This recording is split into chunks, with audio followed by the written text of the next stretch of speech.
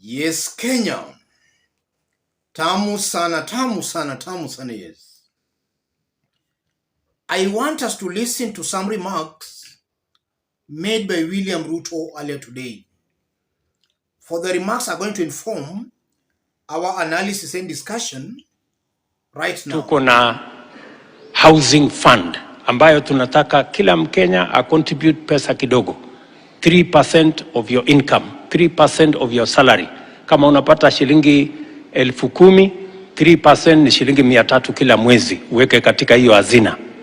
Pale mbele tutakusaidia vile utanunua nyumba. Civil servants will be the first to have the deductions effected by the state. Kila mfanyikazi ambaye anaweka 3%, sheria itamlazimisha yule muajiri wake pia na yeye aweke 3%. Na sisi tutaanza kama serikali, all employees of government. President Ruto also wading into the high cost of living, saying his government has put in place several drastic measures to address the current economic challenges in the country. Dawa ya kupunguza gharama ya maisha, kupunguza gharama ya chakula ni kwenda shambani, mbegu, mbolea, tulime, tuzalishe chakula. Hiyo ndio mpango. Hii ya sufuria kwa kichwa na maandamano haiwezi hata punguza chochote. I promise you. These amidst opposition planned protests to push the government to lower the high cost of living by reintroducing subsidies to cushion Kenyans. Ruto was accompanied to church by several other leaders allied to Kenya Kwanza. Listening to William Ruto, he's talking about very interesting issues. The first issue, he's talking of a 3% deduction from civil servants' salaries. And he's giving an example that if you earn 10,000, 3% of that is 300 Kenya shillings. And he's trying to insinuate that if the government deducts 300 from your salary, then the government will enable you own a house in the future. That's what William Ruto is saying here. And if you look at it objectively, I've done my calculations here. If you deduct 300 from somebody earning 10,000 a month, in a year, the accumulative savings of that person will be 3,600. That's in 1 year. In 100 years, assuming that person works for 100 years, the savings will be 360,000 in 100 years. So you are just seeing the impracticality of some of these things William Ruto is talking about. That person won't be able to own any house even after 100 years. So that's something that Kenyans should actually know. And I'm seeing that as another way, or rather another strategy. William Ruto's government is just trying to introduce a new tax bracket.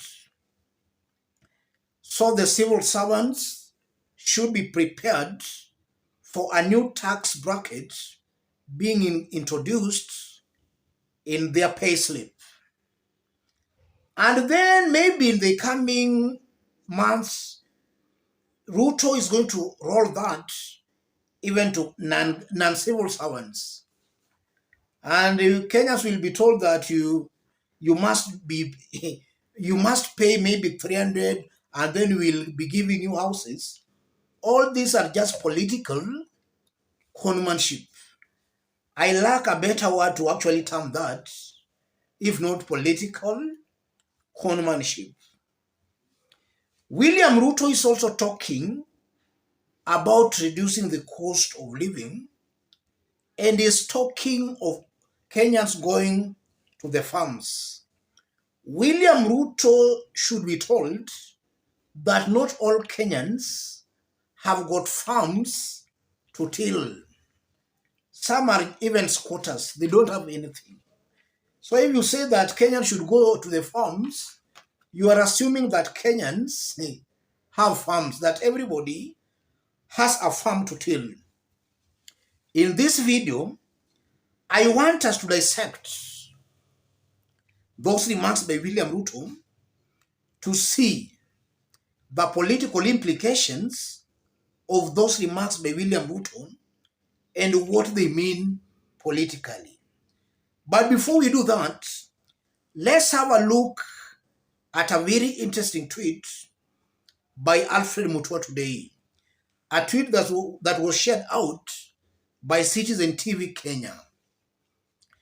Kenya to send police officers to battle gangs in Haiti. CS Mutua.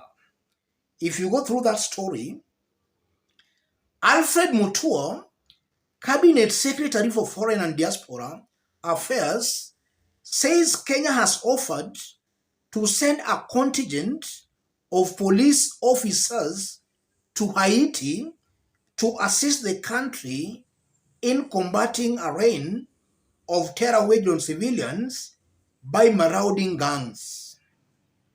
CS Mutua discussed the Haiti situation with Canadian Foreign Minister Melanie Joly over the phone on Saturday.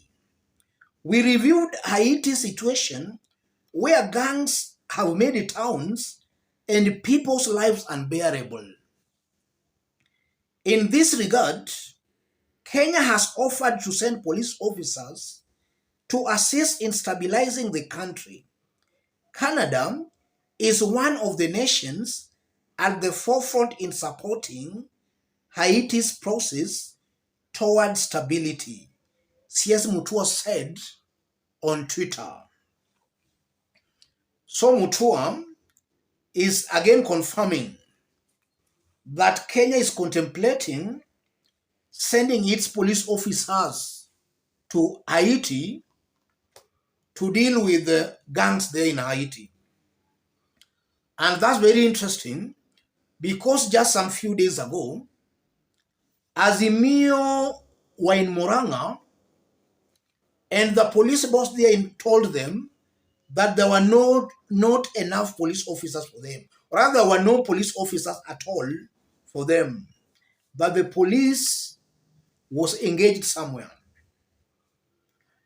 So there were not enough police officers. But from Mutua, you are now seeing is saying Kenya has enough troops and they plan on sending to Haiti.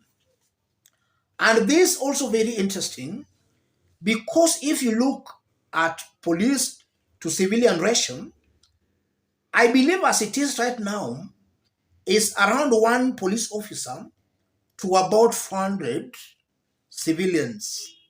In the event you remove more, or rather you remove some police officers, then it means the ratio is actually going to be maybe one police officer to even 1,000 civilians or something like that. All these things are factors this government should consider before sending police to Haiti. And even before I forget, we all know that in the North Rift, there is a lot of insecurity currently going on there. In Lamu, a lot of insecurity. Instead of this government wasting taxpayers' money in trying to please the international community, Ruto's government should sober up and actually deliver to Kenyans. And by delivering, it does not mean sending troops or our police officers outside.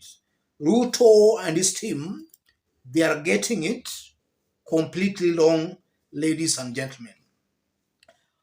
Even before I conclude, let me say this. Listening to William Ruto, listening to the top government officials, one thing coming out very clearly, this is a confused team.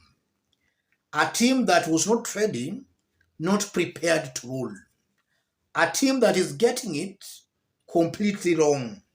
And I won't be wrong to conclude that this is a government that, as time goes by, Kenyans will surely and definitely rebel against this oppressive, clueless government.